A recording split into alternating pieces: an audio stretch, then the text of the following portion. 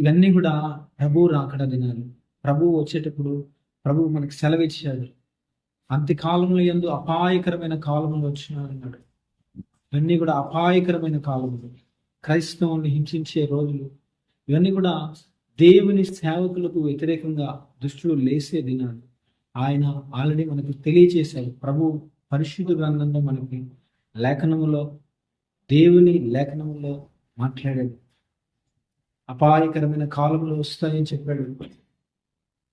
క్రైస్తవుల్ని నిందిస్తారు, క్రైస్తవుల్ని హింసిస్తారు, దేశంలో మత కల్లోహాలు సృష్టిస్తారు. ఇవన్నీ కూడా దేవుని రాకడకు సూచనలుగా ఉన్నాయి. మనం ఏ విషయంలో కూడా తొందరపడి నిర్ణయం తీసుకోకూడదు.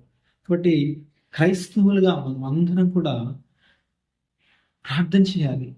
దేవునికి మనం ప్రార్థన చేయాలి. ఏం జరిగింది ప్రభువా అని మనం అందరం కూడా క్రైస్తవ